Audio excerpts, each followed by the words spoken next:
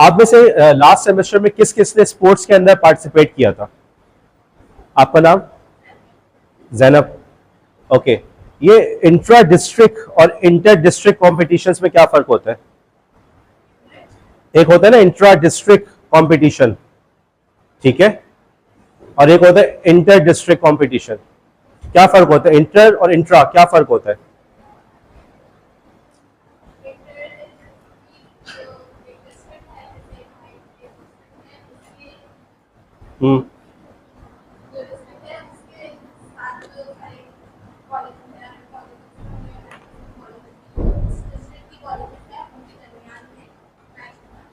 ठीक है, अगर हम इंटर डिस्ट्रिक्ट कहेंगे कि इंटर डिस्ट्रिक्ट कंपटीशन हो रहा है, तो इसका मतलब हमारे यहाँ ये लिया जाता है या हम ये समझते हैं कि डिस्ट्रिक्ट्स के दरमियान कंपटीशन हो रहा है, central district versus east district, ठीक है, ऐसा ही है। और अगर इंट्रा डिस्ट्रिक्ट का वर्ड यूज हो तो इसका मतलब ये होगा कि जी उसी डिस्ट्रिक्ट के अंदर कंपटीशन हो रहा है, ठीक है। इंटर मतलब मुख्तलिफ लोगों का आपस में हो रहा है और इंट्रा का मतलब उसी के अंदर हो रहा है। या यहाँ कॉलेज की मिसाल ले रहे हैं, इंटर क्लासेस, अगर ये वर्ड यूज नहीं होता, लेकिन अगर इंटर क्लास की बात करें, इंटर क्लासेस की, तो क्लासेस का आपस में कंपटीशन हो रहा है। और अगर इंट्रा क्लासेस का वर्ड यूज करेंगे तो क्या मतलब होगा कि क्लास के अपने अंदर हो रहा है, ठीक है। अब इस डिस्टिंक्शन को जहन में रखिएगा। देखो, मैंने एक बात की थी लास्ट क्लास के अंदर, देखो मिसाल के तौर पे आपके पास कंप्यूटर्स है, ठीक है, ये बॉक्सेस को आप कंप्यूटर समझ लें, ठीक है। इन कंप्यूटर्स को हमने आपस में अगर कनेक्ट कर दिया, ओके, अगर इन कंप्यूटर्स को हमने आपस में कनेक्ट कर दिया तो इसको कहेंगे नेटवर्क, ओके। अब इसी को हम लोग कहते रहते हैं नेट नेट नेट, लेकिन नेटवर्क से हमारी मुराद, नेट से मुराद हमारी नेटवर्क होता है। अब मिसाल के तौर पे ऐसे ही हमारे पास और भी बहुत सारे नेटवर्क्स बने हुए, ठीक है। एक दूसरा नेटवर्क हो गया, ठीक, और इसी तरीके से आपके पास एक और नेटवर्क हो गया।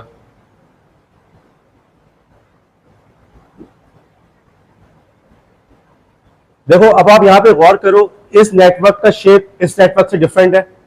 ये एक ट्री सा बन रहा है, ये सर्कल में बन रहा है, ये जो है एक लीनियर सा बन रहा है। अब ये क्या हो गया? नेटवर्क। इन्हीं नेटवर्क्स को आपस में जोड़ दे तो इसके लिए कौन सा वर्ड यूज होगा? इंटरनेट, ठीक है।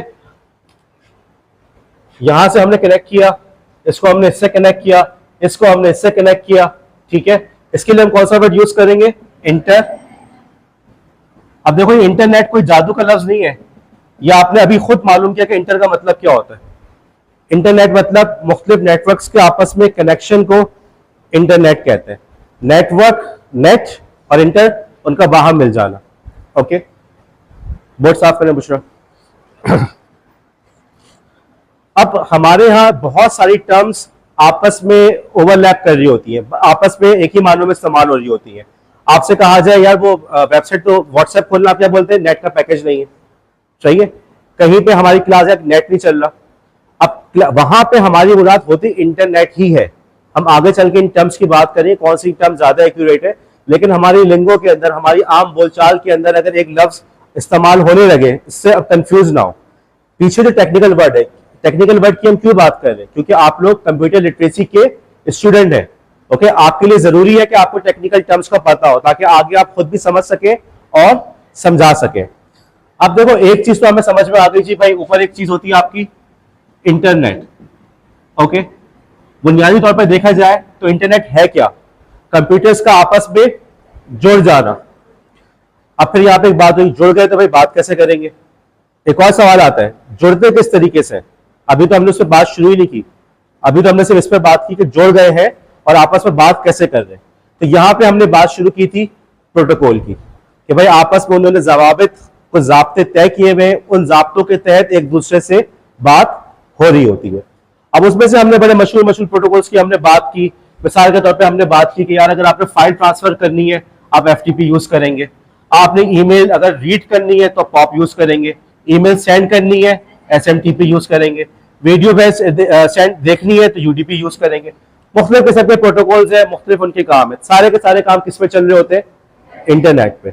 लेकिन एक बहुत ही मशहूर चीज जिससे आप यूं समझ लें कि मैं यूं कहूंगा कि 90% ऑफ द इंटरनेट जिस पे कंपोज करता है वो है वर्ल्ड वाइड वेब। अच्छा, हम इस पे बात शुरू करते हैं, वर्ल्ड वाइड वेब है क्या, यहां पे हम बात शुरू करते हैं। अमेरिका ने कुछ अर्से पहले अफगानिस्तान से इनखला किया था, ठीक है, विड्रॉ किया था, ऐसे ही है, विड्रॉ किया था, इसका मतलब है कभी अटैक भी किया होगा। अच्छा, उस कब अटैक किया था, कुछ आसपास साल किसी को याद है? भाई कुछ भी अंदाजा नहीं है, तुक्का लगा दें आप, कब किया होगा अटैक? 80s में? और कोई और?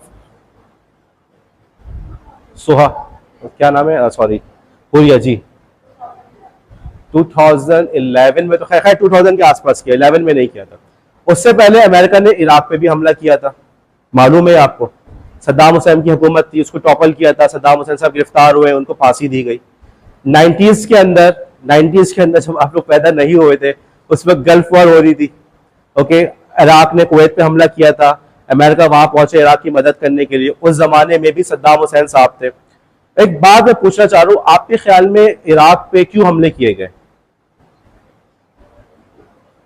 कोई तुक्का, कोई अंदाजा जी? किसकी, आप बताएं। सबा, ओके, वली ने आज सही जवाब दिया, काफी दिनों बाद पहली दफा के वो सही जवाब निकला। ऑयल की वजह से, तेल की वजह से, ठीक है। देखो अब सवाल ये है कि तेल क्या भाई, बात ये है कि दुनिया चल रही है एनर्जी पे, ठीक है। ये तेल है, ये पेट्रोल है, तो आपके कारखाने चल रहे हैं, आपकी गाड़ियां चल रही है। तेल ऑयल जहां पे मौजूद है उन्होंने वहां पे जाके अटैक किया। सऊदीया के साथ उनके पहले से अच्छे रिलेशन थे, उनको पता था कि जी इनसे हमें कोई खतरा नहीं है। इराक पे वीक कंट्री थी, जैसे कि सबा ने कहा, जैसे आपने, क्या नाम है आपका, रुबाब ने कहा, उन्होंने वहां पे जाके भी उनके तेल के जखायर पर कब्जा किया, उससे फायदा उठाया। हर जमाने में, हर दौर के अंदर कुछ ना कुछ ऐसी नई चीजों की जरूरत होती है जिसके लिए जंगें की जाती है। जो चीज जितनी नायाब होती है, जितनी कामयाब होती है, उसके लिए लोग एक दूसरे के ऊपर अटैक करते हैं। 15th सेंचुरी के अंदर जिस जमाने में आपकी खिलाफत उस्मानिया थी, अब वो आपके टर्किश ड्रामों के अंदर जो खलीफा साहब चल रहे होते हैं, मुझे नाम नहीं पता उनका क्या नाम है, उस जमाने के अंदर आपके ख्याल में सबसे ज्यादा वैल्यूएबल चीज कौन सी थी? वली, कौन सी चीज थी? आदिल, गोल्ड, और कोई? क्या चीज? ओके, वो चीज आप लोग के किचन में पाई जाती है, गरम मसाले, ओके, गरम मसाले। अब आपको इस बात पे यकीन नहीं आएगा, देखो आप लोग को इस बात पे यकीन नहीं आएगा, लेकिन बिलीव मी, उस दौर के अंदर सबसे वैल्यूएबल जो चीज थी ना, यही आपकी लौंग इलायची। अगर आपके पास ये जो आप लाके 200 ग्राम का पैकेट लेकर आते हैं इम्तियाज वगैरह से या दूसरे किसी स्टोर से, 200 ग्राम का पैकेट अगर आपके पास होता तो आप उस वक्त के अमीर तरीन आदमी समझे जाते थे। इतनी सी क्वांटिटी का होना भी बहुत बड़ी दौलत थी। वो क्या चीज? यही लौंग, यही इलायची, यही दालचीनी। अब देखो उस वक्त इस पूरी जो इसकी सप्लाई लाइन थी ना, इस पे अरब हावी थे। अरब लेकर आते थे इंडोनेशिया से, ठीक है, वहां वो लेकर आते थे अफ्रीका के रास्ते से, वो पहुंचते थे अपने टर्की से यूरोप में पहुंचाते थे। वहां यूरोप वालों को कहा हुआ था कि हम ये सारा सामान कहां से लेकर आ रहे हैं? इंडिया से लेकर आ रहे हैं। असल लोकेशन उनको बताते नहीं थे। ये जो पूरे पैसेजेस थे ना, नेवल पैसेजेस, समंदरी रास्ते जिनसे सारा सामान लेकर आता था, उनकी इतनी ही हिफाजत की जाती थी जितनी आज के दौर में न्यूक्लियर सीक्रेट्स की जाती है। किसी को पता है पाकिस्तान के न्यूक्लियर सीक्रेट्स का? आप में से किसी को पता है? किसी को पता है कि इस वक्त पाकिस्तान में कौन सा साइंटिस्ट है जो उसको लीड कर रहा है? कौन सी सिक्योरिटी, उस सिक्योरिटी एजेंसी का नाम बता दे जो साइंटिस्ट की सिक्योरिटी के लिए मामूर है। पता है किसी को नाम? नहीं पता। इतना टॉप सीक्रेट रखा हुआ है कि उस सिक्योरिटी एजेंसी का नाम तक डिस्क्लोज नहीं किया हुआ। उस जमाने में ये जो नेवल पैसेजेस थे, जिन पैसेजेस से गर्म मसाले आते थे, उनकी इतनी ही अहमियत थी, उनको ऐसी चुरा के छुपा के रखा जाता था। बादशाह जो शिप्स होती थी बहुत महंगी बड़ी बड़ी होती थी। जब उस वक्त का बादशाह किसी को देता था कि भाई ठीक है तुम इस जहाज से कैप्टन हो, वो हर किसी को नहीं बनाता था। वो अपने इंतहाई एतमाद के साथी को, एतमाद के दोस्त को, एतमाद के रिश्तेदार को बनाता था। मैप सिर्फ उसी के पास होते थे, उसी को पता होता था हमने कहाँ जाना है, कहाँ से कार्गो लेकर आना है, किस रास्ते से जाना है। किसी को भी इसका इल्म नहीं होता था। अब देखो कितनी अजीब सी बात है, आज के दौर में अगर आप लोग किचन में आप सही से झाड़ू लगाओगे, कहीं ना कहीं से आपको लौंग और इलायची जमीन पे पड़ी हुई मिल जाएगी। लेकिन अगर आपको कहा जाए कि भाई चंद 100 साल पहले उसकी इतनी अहमियत थी कि जिसके पास ये 200 ग्राम भी होता था वो अमीर तरीन आदमी समझा जाता था, आज आपको उसका यकीन नहीं आ रहा। उसी जमाने के अंदर नए नए लैंड्स की डिस्कवरी पे बड़ा जोर हुआ, अमेरिका उसी जमाने में दरियाफ्त हुआ, ठीक है। और उस वक्त ये स्पेनिश किंग्स, आपके पोर्टुगीज किंग्स, आपके ब्रिटिश किंग्स, फ्रेंच किंग्स, सब ने अपनी बड़ी हैवी हैवी इन्वेस्टमेंट की शिप्स के जरिए से कि जाके नए नए दुनियाओं को, नए नए बर्रे आजम को, नई नई जमीनों को दरियाफ्त करो। उसी जमाने में एक साहब वास्को डी गामा के नाम से शायद नाम सुना हो, इंडिया का रास्ता ढूंढते हुए पहुंचे थे यहाँ पे। वो इंडिया आए थे मसालों की तलाश में, क्या मसाले में, यहाँ पहुंचे तो पता चला कि मसाले तो यहाँ भी नहीं मिलते, यहाँ से आगे मिलते हैं। वक्त बदला, हालात बदले, चीजें बदल गई। अगला जो दौर आया उसके अंदर सबसे ज्यादा जरूरत किस चीज की थी? आपकी मर्केंटाइल की, आपस की तिजारती ताल्लुकात की। इसी जमाने में नेपोलियनिक वॉर्स हुई। नेपोलियन का नाम सुना है आदिल? क्या नेपोलियन कहाँ का था? फ्रांस। गुड, सुना तो है ना फिर। तो जी ये जो नेपोलियन साहब की जो वॉर्स हो रही थी ब्रिटिश के साथ, वो इसीलिए हो रही थी, वो कह रहे थे कि जी हमें जो है तिजारती रूट्स, जो आपके ट्रेड रूट्स है वो हमारे होने चाहिए, ठीक है। जितनी भी तिजारत हो वो हमारे जरिए से हो, जो शिप्स जा रही है वो हमें उसका तावान दें, टैक्स दें, टैक्स के बगैर हम किसी को जाने नहीं देंगे। जमाना बदला, हालात बदले, नई टेक्नोलॉजी, नया दौर आया। अब आपके यहाँ पे इंडस्ट्रियल रेवोल्यूशन शुरू हो गया 18th सेंचुरी के अंदर। पहली दफा आपके यहाँ स्टीम इंजन बनने लगे, पहली दफा आपके यहाँ बड़े पैमाने पे मास प्रोडक्शन का कॉन्सेप्ट आया। लोग अपने शहरी देहातों को छोड़कर शहर में मुंतकिल होने लगे। उससे पहले तारीख के अंदर हर शख्स की रोजी रोटी किसी न किसी तरीके से जमीन से वाबस्ता थी। या तो आप जमीन पे हल चलाते थे, या हल को रिपेयर करते थे, या जो हल चलाने वाले जानवर का ख्याल रखते थे, या उसके इलाज करते थे। आपका सारा का सारा जो धंधा, आपकी रोजी रोटी किससे थी? जमीनों से। हालात बदले, जमाना बदला। अब क्या हुआ? लोगों को शहरों के अंदर, इंडस्ट्रीज के अंदर नौकरियां मिलनी शुरू हुई। इस दौर के अंदर सबसे ज्यादा वैल्यूएबल चीज क्या थी? मिनरल्स। आपको कोयले चाहिए थे, ठीक है, आपको खाम मादनियात चाहिए थे। इसी जमाने में आपका अंग्रेज हिंदुस्तान में आया, और आया तो फिर गया नहीं। क्यों? क्योंकि यहां से उनको क्या मिल रहा था? क्या मिल रहा था? जोर से बोले। जी जी जी, कोयला मिल रहा था, मादनियात मिल रहे थे, मिनरल्स मिल रहे थे। ये खाम माल मिल रहा था जिसके जरिए से उन्होंने चीजों को वो मैन्युफैक्चर करके उसको आगे प्रोड्यूस करते थे। शायद आपने सुना हो कि इंडिया से सामान लेकर जाते थे, वहां जाके उस पर बना के वापस लाके इन्हीं मंडियों में बेचते थे। ओके, फिर जमाना बदला, हालात बदले, नई टेक्नोलॉजी आई, नया दौर आया, नई चीजों की जरूरत होने लगी। 20th सेंचुरी के आगाज के अंदर जिस चीज की सबसे ज्यादा जरूरत हुई, आपके ख्याल में वो कौन सा सबसे बड़ा चैलेंज होगा? ये बात समझ में आ रही है कि हर जमाने में एक चैलेंज था। इसी जमाने में सबसे बड़ा चैलेंज गरम मसालों का असूल। गरम मसालों से आपका खुशबू मिल रही है, उससे आपकी बहुत सारी बीमारियों का इलाज हो रहा है, ठीक है। इसके लिए आपको गरम मसाले चाहिए। इसी जमाने में आपके लिए सबसे बड़ा चैलेंज कि भाई नई नई जो कॉलोनीज है हम वहां तक पहुंच सके, ठीक है। जिस तरह से उन्होंने अमेरिका दरियाफ्त किया, हमें भी कुछ मिल जाए। वो अफ्रीका जा रहे हैं, अफ्रीका के अंदर डिफरेंट कंट्रीज को दरियाफ्त कर रहे हैं। कॉन्गो को दरियाफ्त किया, कॉन्गो के अंदर उनको सोने के जखायर मिले फॉर एग्जाम्पल। आगे चल के उन्होंने जब इंडस्ट्रियल रेवोल्यूशन आया, उन्होंने कहा जब हमें कोयला चाहिए, हमें खाम माल चाहिए, इसके जरिए से हम चीजें बना सके। कॉटन चाहिए, अब हमने स्टीम इंजन की मदद से बड़ी बड़ी आपकी कॉटन की मशीन फैक्ट्रियां लगा दी। लेकिन फैक्ट्री को चलाने के लिए हमें खाम माल चाहिए, हमें कॉटन चाहिए। कॉटन कहां से मिलेगा? इंडिया से। सही है। अब जब आपकी 20th सेंचुरी शुरू हुई, आपके ख्याल में, तुक्का लगाए, कोई गलत जवाब नहीं है, सबसे बड़ा चैलेंज क्या था? क्या चीज? फाइल। ओके, और और जोर से बोले। ऑयल। और अच्छा चलो मैं बताता हूं। देखो सबसे बड़ा जो चैलेंज था सहरिश, सबसे बड़ा चैलेंज जो था वो क्या था? रुबा बता रही थी आपको।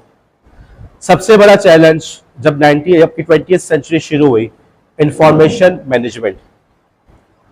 अब आप कहेंगे यार ये क्या बात हुई? देखो तारीख के अंदर अगेन हमेशा हर दौर में पढ़े लिखे लोग चंद ही होते थे।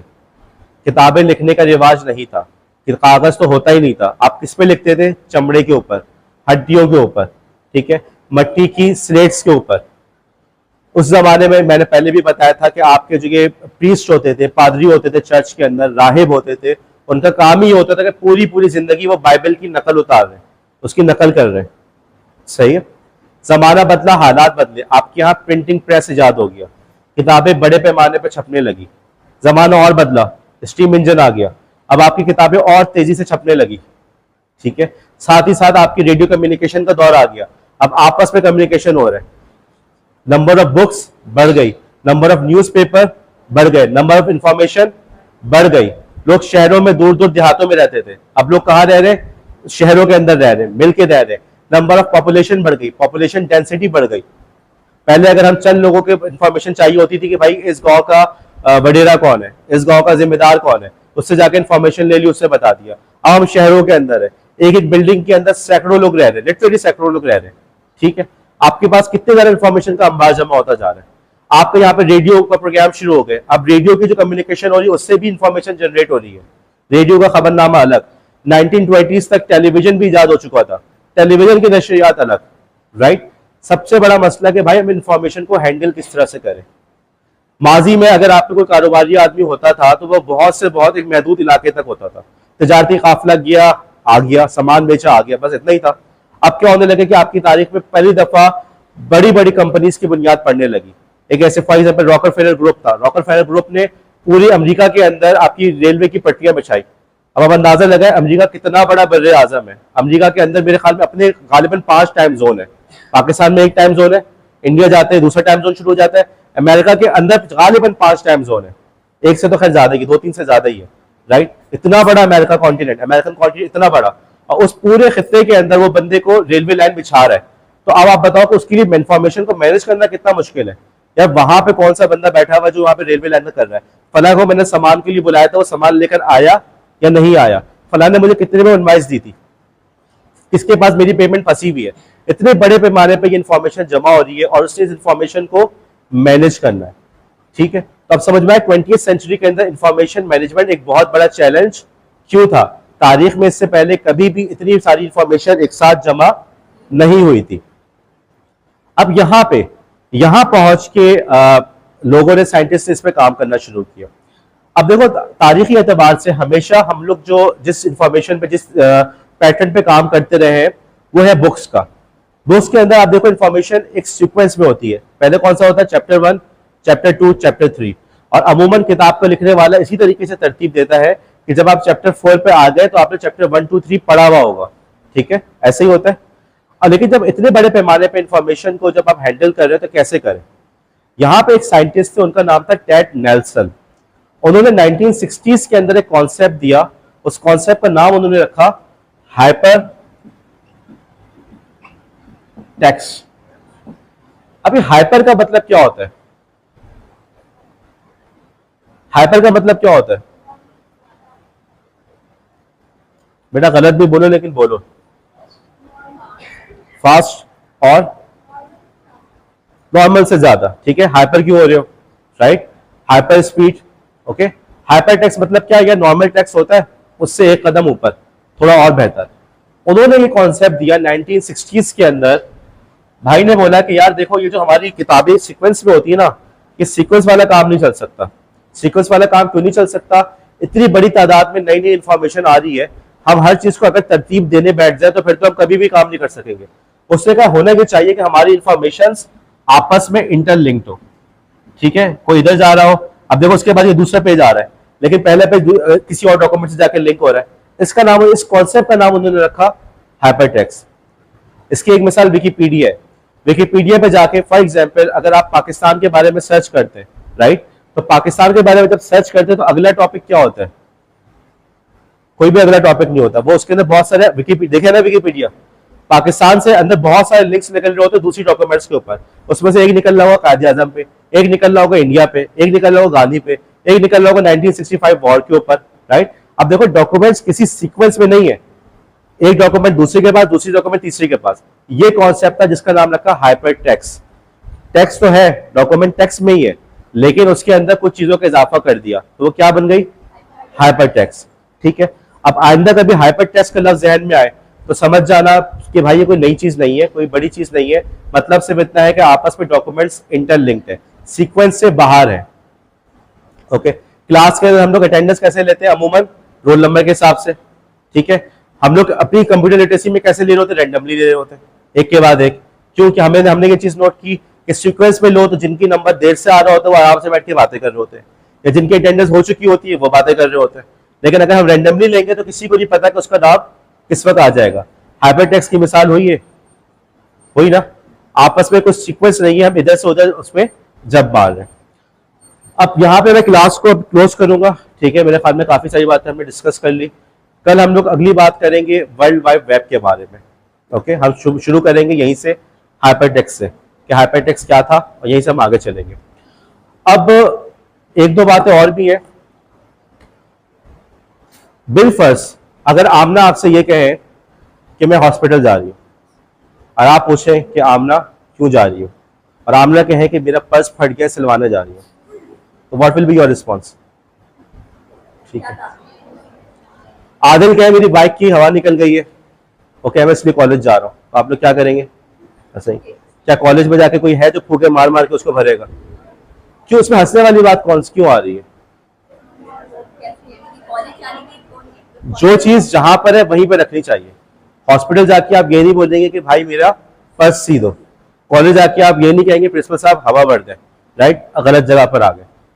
हर चीज का अपना मुकाम है, उसको उस जगह पर रखना चाहिए। मुझे पास कुछ लोगों के फीडबैक आया है क्लास के हवाले से कि उनको कुछ इश्यूज है। अगर आप लोग को इश्यूज है तो आपको कहाँ डिस्कस करना चाहिए? मेरे पास। क्लास जब मैं ले रहा हूँ, या आप लोग बीएड में आगे भी पढ़ेंगे, देखो क्लास का टीचर ही इंचार्ज होता है, प्रिंसिपल आके क्लास के अंदर दखल नहीं दे रहा होता। जो इश्यूज है, जो मसाइल है, वो मुझे बताइए, मेरा काम है कि उन मसाइल का हल निकालूं। एक मसला, सबसे पहली बात, हमने लेक्चर की वीडियोस बना के देखनी शुरू की। लेक्चर की वीडियोस देने का मकसद यही है कि आप लोग क्लास के अंदर, मेरे लेक्चर के अंदर कंसंट्रेशन के साथ गौर से उसको सुने। लेकिन लेक्चर की रिकॉर्डिंग का मतलब ये नहीं कि आप लोग छुट्टियां करना शुरू कर दें। लेक्चर की रिकॉर्डिंग का मतलब ये नहीं है कि सर ने कोई जिम्मेदारी अपने सर पे ले ली है। मेरा काम यहाँ पे क्लास में पढ़ाना है। अगर मैं किसी भी किस्म के लेक्चर को रिकॉर्ड करके अपलोड ना करूं तो आप लोग मुझे अकाउंटेबल नहीं कर सकते कि मेरा काम थोड़ी ये तो मैं फेवर कर रहा हूँ। इसका मतलब ये नहीं कि लोग जो है घरों पे जाके बैठ के कहें कि जी हमने घर बैठ के सर लेक्चर सुन लिया। नहीं, जहां पे भी अटेंडेंस के मार्क्स हैं, जहां पे भी प्रेजेंटेशन के मार्क्स हैं, क्लास पार्टिसिपेशन के मार्क्स है, वो होंगे। सिर्फ घर बैठ के लेक्चर सुन लेने से कुछ भी नहीं होता। दूसरा इशू नोट्स का था। मेरे ख्याल में मरियम खान ने इशू उठाया था कि सर हम लोग लिख लिया करें। मैंने आज अनाउंसमेंट के अंदर आप लोगों ने देखा हो, मैंने वेबसाइट का लिंक दे दिया है। ओके, किस किस ने नोट्स अब तक देख लिए? वो थोड़े से सबा ने देख लिए। ओके, सबा कैसे लगे नोट्स, क्या है, समझ में आ रहा है? तो अब आपका ये नोट्स वाला मसला भी हल हो गया। अब आ जाते हैं तीसरे मसले की तरफ। तीसरा मसला, उसके जिम्न में एक मसला ये कि मरियम ने कहा कि हम चीजों को किस तरीके से याद करेंगे, राइट, हमें याद कैसे होगी। मैंने इस बारे में कहा था, देखो मैं क्विज़ेस दूंगा, सब्र करो, क्विज़ेस दूंगा। क्विज़ेस के साथ जब एक दफा आप लोग क्विज़ेस करना शुरू करोगे, आपको वो चीजें याद होती चली जाएंगी। मैं उसकी पूरी फिलॉसफी समझाऊंगा, ठीक है, इसके पीछे कॉन्सेप्ट क्या है, स्पेस रिपीटिशन क्या होता है, किस तरीके से होता है, हम इसको किस तरह से यूज कर रहे हैं। मैंने अपनी लास्ट क्लास से फीडबैक लिया है, 2.5 के भी स्टूडेंट से, 4 ईयर के भी। दोनों का कहना था, जो उनमें सीरियस स्टूडेंट थे, आप लोग क्लास में 70 बच्चे मेरे ख्याल में आ जाए अटेंडेंस के अंदर। अब 70 के करीब स्टूडेंट्स होते, सारे के सारे सीरियस नहीं होते, ठीक है। अब उनमें से जो सीरियस स्टूडेंट्स हैं, जिनके अच्छे मार्क्स आते रहे, उनका कहना था कि सर क्विज़ेस के जरिए से हमें चीजें बहुत ज्यादा याद हो गई। जब वो वक्त आएगा मैं उसको समझाऊंगा, परेशान ना हो।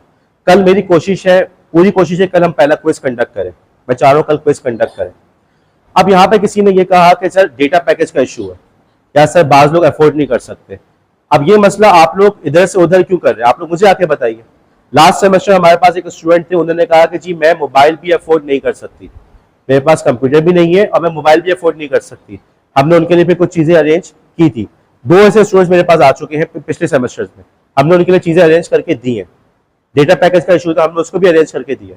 लेकिन अगर कोई शख्स ये समझ रहा है कि सिर्फ ये कह दे रहे से कि जी मेरे पास नहीं है, पेरेंट्स की इजाजत नहीं है, वाले साहब इजाजत नहीं दे रहे, सास इजाजत नहीं दे रही, यूं हो गया वो हो गया, डेटा पैकेज नहीं अफोर्ड कर सकते, व्हाटएवर, यार आपकी क्लास की रिक्वायरमेंट है, ये आपने करना है।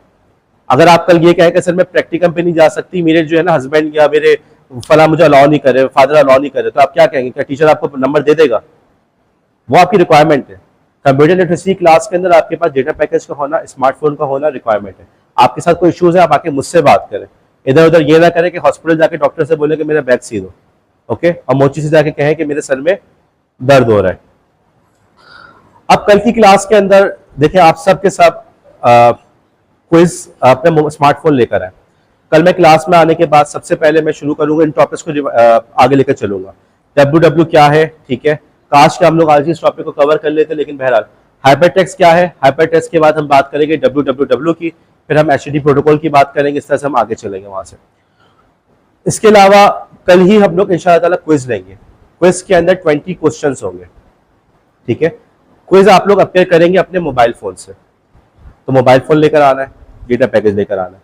किसी ने कहा डेटा पैकेज नहीं है या कोई इशू है, तो भाई साथ वाले से क्लास शुरू होने से पहले ही उससे हॉटस्पॉट का कनेक्शन ले लो, ठीक है, आपस में खुद ही इस चीज को डील करके कर ले। अब उस क्विज के अंदर आपने उस ईमेल एड्रेस से लॉगिन करना जो आपने मेरे पास रजिस्टर्ड कराया, ठीक है। एक स्टूडेंट है जिनका नाम याद नहीं आ रहा, उन्होंने फॉर एग्जाम्पल अपने फादर का ईमेल एड्रेस दिया हुआ है, नाम से लग रहा है कि फादर का ईमेल एड्रेस है, मैं बता भी दूंगा कौन है।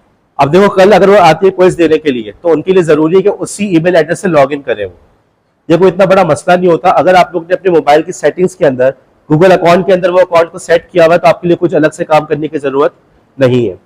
क्विज के अंदर 20 सवाल होंगे, हर किसी के सवाल का ऑर्डर डिफरेंट होगा, ठीक है। आदिल का सवाल का ऑर्डर डिफरेंट होगा वली से, जो ऑप्शंस होते हैं उनका भी ऑर्डर डिफरेंट होगा, ठीक है। इसके अलावा हम सीटिंग अरेंजमेंट को भी थोड़ा चेंज करवाएंगे, ठीक है। कल की क्लास देखो बहुत जरूरी है, मेरी पूरी कोशिश ये चल रही है कि शुरू के महीनों में, शुरू के हफ्तों में जितनी भी इंपॉर्टेंट चीजें मैं सबकी सब अभी करा दूं। क्विज को इंशाअल्लाह ताला हम कल लॉन्च करेंगे, और कल टाइम मिला तो मैं अगला जो प्रैक्टिस क्विजेस की बात करें, इससे आपको याद हो जाएगा, मैं कोशिश करूँ कल ही उसको कर दूं। कल नहीं हो सका तो नेक्स्ट क्लास में, ट्यूसडे को हमारी नेक्स्ट क्लास होगी, उसमें हम लोग कर लेंगे, ठीक है। कोई सवाल अब तक, कोई एतराज, कोई कहानी? ओके जी, अब ले लें आपके अटेंडेंस।